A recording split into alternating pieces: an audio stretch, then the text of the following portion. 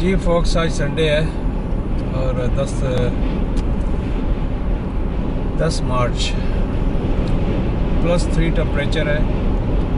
कहने को प्लस है लेकिन हवा इतनी तेज़ चल रही है कि हवा में ठीक ठाक चिल है।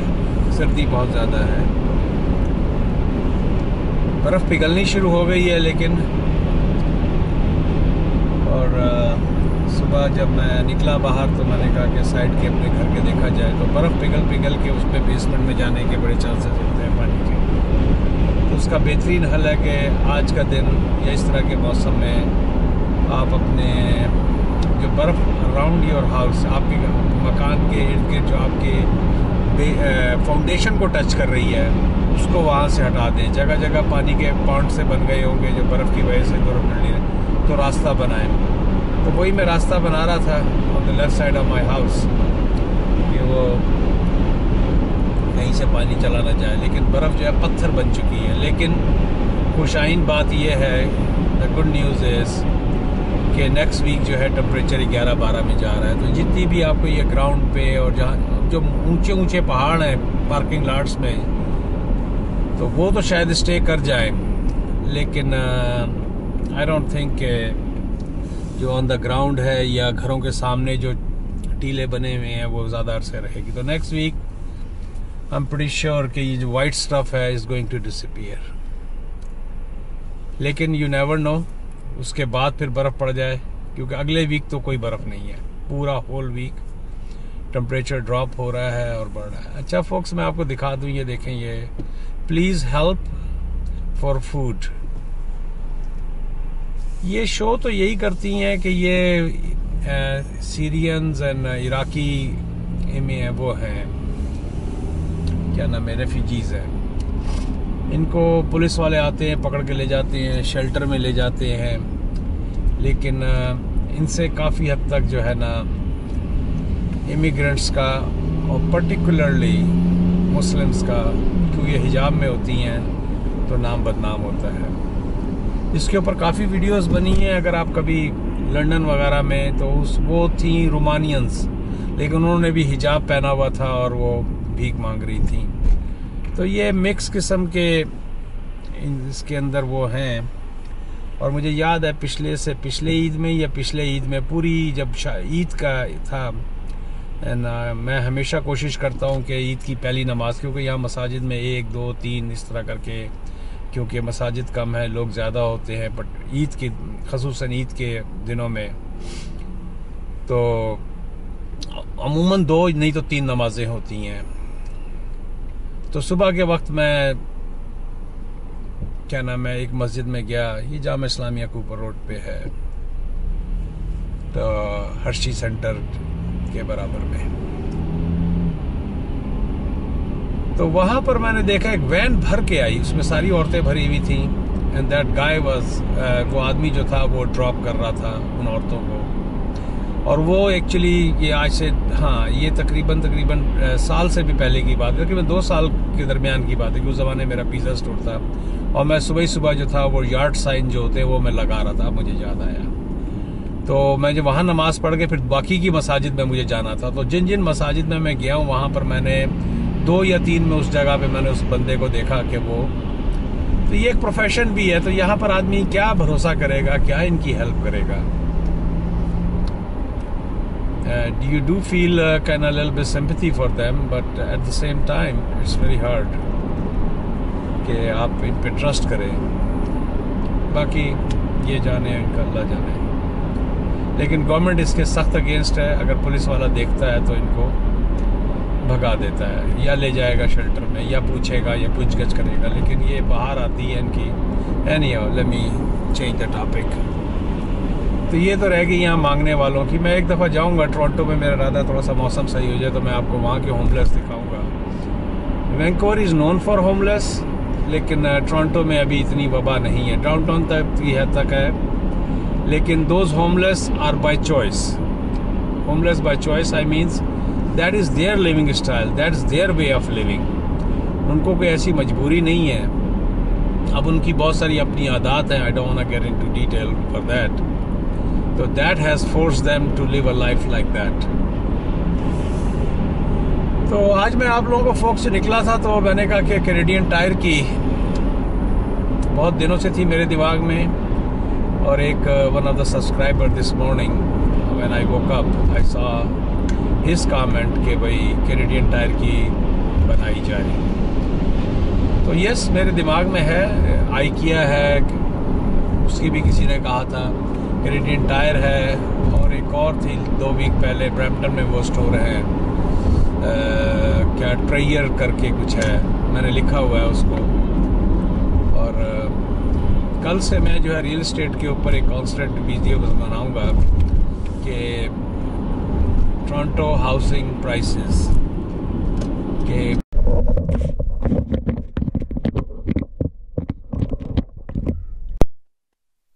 जी focus, good morning again.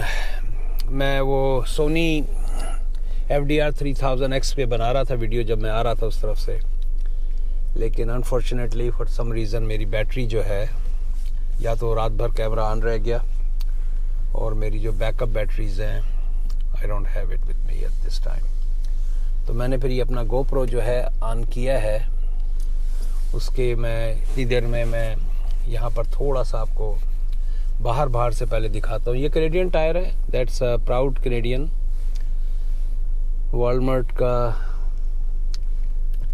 Walmart से इसका बेसिकली मुकाबला तो नहीं कह सकते, लेकिन to some extent that's the only I would say at this scale क्या नाम है, बड़ा डिपार्टमेंट स्टोर है जो सरवाइव कर गया। अदरवाइज वॉलमार्ट जो है ये बड़ी अमेरिकन चेन ने सबको खा लिया। जेलर हुआ करता था, मैंने पिछली भी वीडियोस में कुछ जिक्र किया। तो अभी मैं आपको इस इलाके का थोड़ा सा वो करा दूँ। ये मेविस और दंदास का इंटरसेक्शन बनता है, और ये आप राइट साइड पे QW है और उसके नीचे हाईवे है।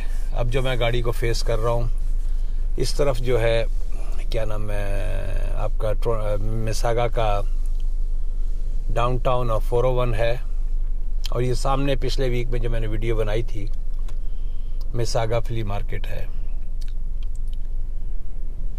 तो यहाँ पर ये क्या नाम है सिचुएशन है। मुझे तकरीबन यहाँ पर 15 से 20 मिनट इंतज़ार करना पड़ेगा, और उस दौरान में जो है ना मेरी वीडियो मेरा जो वो है, अल्लाह भला करे, सोनी का जो बैटरी है वो चार्ज हो जाएगी। गाड़ी पे मैंने चार्ज पे डाली हुई है। तो इस दौरान में आपको या तो मुझे बर्दाश्त करना होगा, या मैं 1-2 बातें आपसे कर लूँगा। अच्छा जी, टॉपिक्स में ढूंढता हूँ मेरे इसके अंदर टॉपिक्स क्या क्या है। एयरबीएनबी, हेल्थ कार्ड,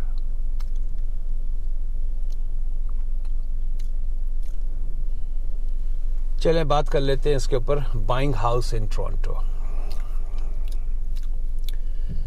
के टोरंटो में जो राइजिंग प्राइसेस हैं, हाउ इजी और how hard it is to buy a property and what's the process.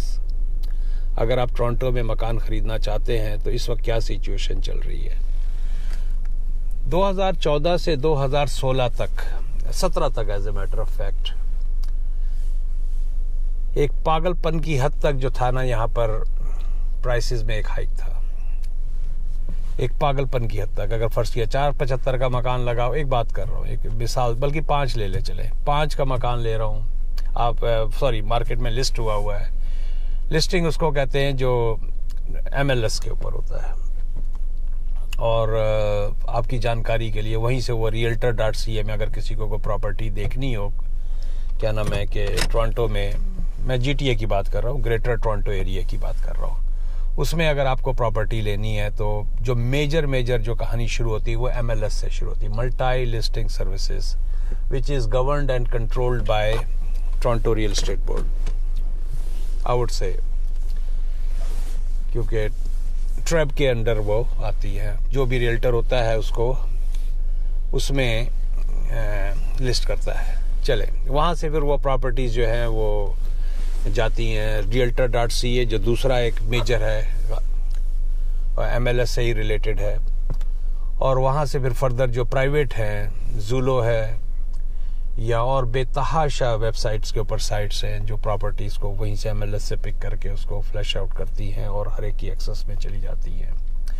लेकिन उसका जो करंट स्टेटस है, कई प्रॉपर्टीज़ ऐसी होती हैं जो realtor.ca पे तो आपको मिलेंगी, लेकिन अगर जब आप MLS पे जाएंगे जिसका एक्सेस सिर्फ एक रियल्टर को ही हो सकता है, सेल्स रिप्रेजेंटेटिव जो किसी भी ब्रोकरेज के साथ अटैच है, करंट स्टेटस जो है उसका उसी का ही एक्सेस होता है। फर्ज किया मैंने एक प्रॉपर्टी लिस्ट की, अंडर कॉन्ट्रैक्ट चली गई, सोल्ड हो गई, तो मैं जो हो अपने वो मेरा जो फ्रंट डेस्क है या जो भी इसको कंट्रोल करता है वो फ़ौरन इसको ट्रैप के ऊपर टोरंटो रियल एस्टेट बोर्ड के सिस्टम में डाल देगा कि ये सोल्ड हो गई है। तो लेकिन realtor.ca में वो इन्फॉर्मेशन आने में काफ़ी टाइम लगता है। तो इसीलिए अगर आपको कोई भी करंट स्टेटस पता करना हो तो आप किसी रियल्टर को ही कांटेक्ट करेंगे। अदरवाइज़ आप कहेंगे कि नहीं जी अभी तो वो प्रॉपर्टी लगी हुई है, फलानी साइट पे मैंने देखी थी, अभी भी वो ऑन है, लेकिन नहीं वो ऑन नहीं है, हो सकता है वो बिक चुकी हो या सोल्ड कंडीशनल हो, या दो ही बातें होती है, सोल्ड कंडीशनल हो या बिक चुकी हो या टर्मिनेट हो चुकी हो या सस्पेंड हो चुकी हो। तो देयर आर सर्टन थिंग्स। चलें अब प्राइसेस की बात करते हैं। तो 2 साल का जो पिछला हाइक था या 3 साल का कह लें, 14 से ये शुरू हुआ था या 15 से शुरू हुआ था, 15, 16, 17, 18, 17, फिर नए लॉज आए, लोन्स को टफ कर दिया गया और प्राइसेस थोड़ी ड्रॉप नहीं हुई तो एटलीस्ट स्टैग्नेंट हो गई। वो जो एक बुखार चढ़ा हुआ था प्रॉपर्टीज़ के ऊपर वो थोड़ा सा ठंडा हुआ, कूल डाउन हुआ। 2018 was a cooling period, I would say that, and there was a little bit, I would say that, correction of prices। लेकिन मैं अभी भी बताता हूँ, जिस तरह कि 5 लाख के मकान की मैंने बात की थी, तो क्या वो मकान इस काबिल है या लिया जा सके? अव्वल तो 5 लाख के अंदर कोई आपको सेमी डिटैच्ड या डिटैच्ड मकान आपको अवेलेबल ही नहीं होगा। चले मैं यहाँ से शुरू करता हूँ। मकान किस तरह के होते हैं? एक होते हैं मकान कांडोज होते हैं, कांडोमिनियम्स होते हैं, पिछली भी मैं उनके अंदर बता चुका हूँ, जो प्राइवेट कांडोज की बात कर रहे हैं, जिनके अंदर या टाउन हाउसेज होते हैं जिनके अंदर मेंटेनेंस इन्वॉल्व होती है कांडो कॉरपोरेशन की तरफ से या टाउन हाउस की मैनेजमेंट की तरफ से। तो ये वो हैं जो मेंटेनेंस इसके अंदर इन्वॉल्व होती है, आपको पर स्क्वायर फुटेज के हिसाब से आपको मेंटेनेंस देनी पड़ती है। तो 5 लाख में आपको इस वक्त जो है टोरंटो के अंदर अंडर 600 स्क्वायर फीट में तो शायद मिल जाए। अंडर 600 स्क्वायर फीट क्या होता है? एक छोटा सा 10 बाई 10 का या 9 बाई 8 का कमरा होगा, छोटा सा एक लिविंग रूम होगा, वॉशर ड्रायर का एक स्टैंडिंग वॉशर ड्रायर का एक छोटा सा क्लोजेट बनी होगी जिसमें वो लगे होंगे। तो ये हैं सारे अंडर 500 स्क्वायर फीट में। शायद आपको कहीं पर या आजकल प्री कंस्ट्रक्शन के अंदर 450, 479, 425 में मिल जाते हैं। लेकिन ये बेसिकली ये कपल टाइट सिचुएशन के अंदर रह सकता है या ले सकता है। ये मैं GTA की बात कर रहा हूँ, टोरंटो और इसकी विसिनिटी में जो शहर है। मैं ये किचनर, वाटरलू या वेस्ट साइड के इलाके हैं उनकी बात नहीं कर रहा। तो ये तो हो गया 5 लाख तक की कहानी। अब आप टाउन हाउस में जाते हैं तो टाउन हाउस जो है आपका स्टार्ट होता है एवरेज, बाहर के इलाकों में शायद आपको मिल जाए 550, 500। बाहर के इलाकों से मुराद है आपका Kitchener, Waterloo, London, Saint Thomas, Paris, ये सारे ओंटारियो के हिस्से, सेंट कैथरीन या नियाग्रा फॉल से भी थोड़ा सा आगे फर्दर वेस्ट साइड पे, I would say further west ही बनता है, यस फर्दर वेस्ट पे नियाग्रा फॉल के थोड़ा सा हट के, लेकिन वो कहलाता नियाग्रा रीजन ऑफ नियाग्रा के अंदर ही है। तो वहाँ शायद आपको 2 बेडरूम का या 3 बेडरूम का आपको टाउन हाउस मिल जाए 550 की रेंज में। टोरंटो में नहीं, नामुमकिनात में से। एजेक्स, पिकरिंग, मिसागा, ब्रैम्पटन नामुमकिनात में से है। अब आ जाएं सेमी डिटैच, ये टाउन हाउसेस के अंदर ही होते हैं, रो टाउन हाउसेस कहलाते हैं। इनके अंदर आपको 3 बेडरूम का, अव्वल तो 2 बेडरूम के टाउन हाउसेस होते नहीं हैं, स्टार्ट होते हैं ये 3 से मोस्टली। तो ये शायद आपको मिल जाए, लेकिन वो स्टार्ट होते हैं 650 से। ये मैं सेमी की बात कर रहा हूँ, जो सेमी डिटैच्ड होते हैं, रो टाउन हाउसेस की तरह दो हुए आपस में, या पुरानी कंस्ट्रक्शन में आपको 5 लेवल बैक स्प्लिट्स वगैरह टोरंटो में, एटिबीकोक में, मिसिसागा में आपको 700 से ऊपर 750 इस तरह करके मिल जाएंगे। अब आते हैं डिटैच्ड की तरफ।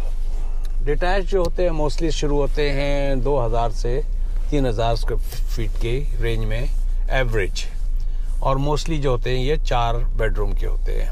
3 के भी हैं, मैं ये नहीं कहता, 3 के भी आपको छोटे डिटैच्ड मिल जाते हैं। मैं फोक्स थोड़ा सा यहाँ ड्राइव कर रहा हूँ, इसी दौरान मैं आपसे बात भी कर रहा हूँ। तो ये स्टार्ट होते हैं आपके 8 लाख से 8 लाख से, इफ़ यू आर लकी कि 4 बेडरूम का आपको GTA में 750 का या 770, डिपेंड ऑन द कंडीशन। अगर वो बिल्कुल ही थका हुआ है और उसमें बहुत सारा काम है, जो फ्लिपिंग हाउसेस होते हैं, वो शायद आपको मिल जाए। अदरवाइज 8 लाख से 1.2, 1.3, 1.4 कि आपको 4 बेडरूम के मिलेंगे। अच्छा, अब आपके ये हो तो गई प्राइस। अव्वल तो अगर आप या तो फुल लोडेड है कैश वाइज, अगर फर्स्ट टाइम होम बायर है तो हो सकता है कहीं पर 10% की सब ये कहानियाँ होती है कि जी मैं 5% में दिला दूंगा, लेकिन आखिर में एंडअप होते हैं कहीं ना कहीं कोई ना कोई उसके अंदर है, वो सिर्फ एक बेट के तौर पे यूज़ करते हैं। Yes, first time home buyer हो सकता है 10% में ले या लेते ही हैं।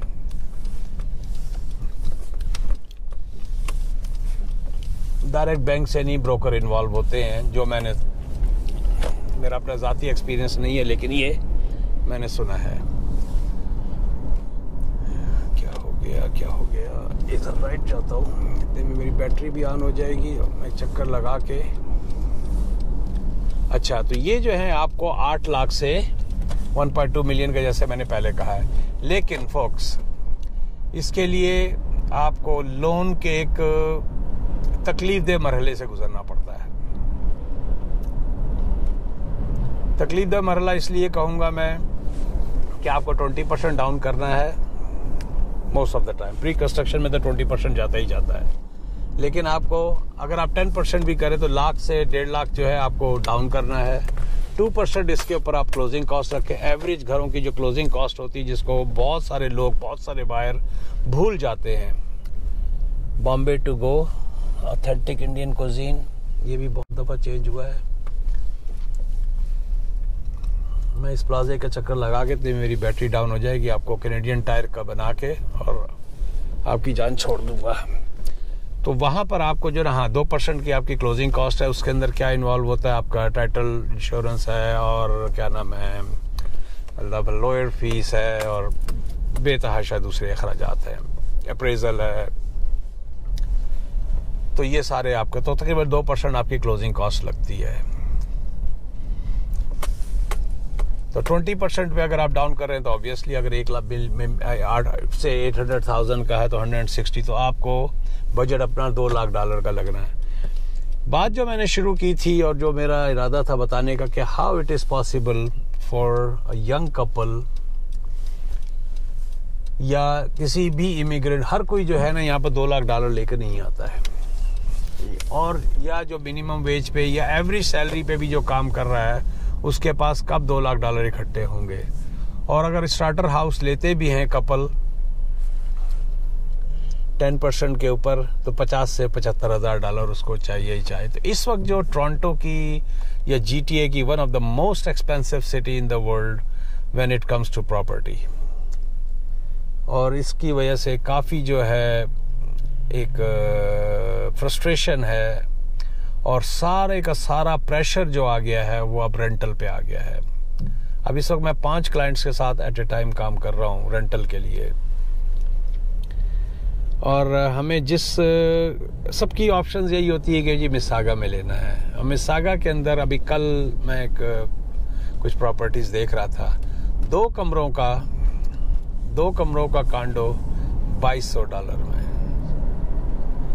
2 कमरों का कांडो ऑल इंक्लूसिव $2400 में। ऑल इंक्लूसिव का मतलब है कि उसमें इलेक्ट्रिक, वाटर, हीटर, ये सारा शामिल होगा, क्योंकि मोस्ट ऑफ द रेंटल्स जो हैं अब जो हैं उनमें हीटिंग भी अलग कर दी है, इलेक्ट्रिक भी अलग कर दी है। ये 2 मेजर जो हैं, वाटर शायद शामिल होता है केबल आप कुछ भी कहीं पर होता है साथ, या आपको अलग से देना पड़ता है।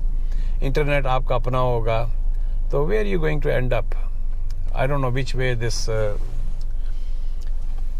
GTA housing market is going, और it's getting very tough, very tough, very tough. Even basement जो है 2 कमरों से 3 कमरों की जो है वो 1400 से, 2 कमरों की 1400 की, 3 कमरों की 1600, 1800। तो मुझे नहीं पता कि 2020 और 2021 जो है कि कहाँ जाके ये कहानी बैठेगी। तो फोक्स, ये मैंने एक छोटी सी वीडियो बनाई है यहाँ की हाउसिंग मार्केट के लिए। तो ये राइट साइड पे वही होम डिपो की जो मैंने बनाई थी, ये सुपर स्टोर है, 11-12 बजे तक खुला रहता है। ये लेफ़्ट साइड पे कैनेडियन टायर के, जब मैं पार्किंग लॉट में पहुँचूँगा तो मैं चेक करूँगा मेरी बैटरी कहाँ पर है। अगर बैटरी ने जान पकड़ ली होगी तो मैं आपको कैनेडियन टायर की बना दूंगा, नहीं तो क्या नाम है, नेक्स्ट टाइम। ये राइट साइड पे पेट वैल्यू है, ये जो आपका अल्लाह भला करे, ये जो वो होते हैं यार, pet store.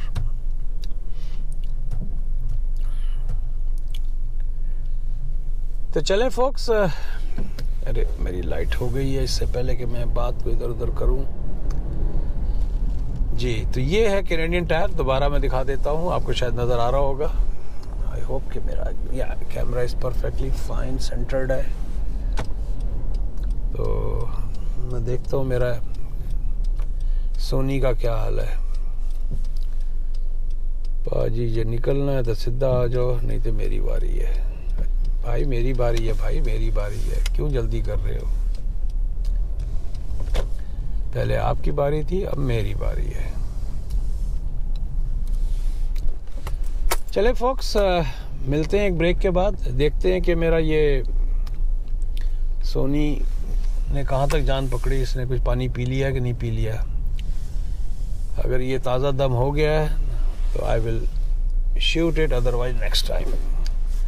As I always request, please subscribe my videos. मकान की ख़रीदो फ़रोख्त के लिए, किराए के लिए, किसी भी चीज़ के लिए, please do give me a call. roadtracker001@gmail.com, इस पे आप मुझे कमेंट्स कर सकते हैं, मुझे कॉल कर सकते हैं। I mean, you can email me and we'll go from there. Thank you guys.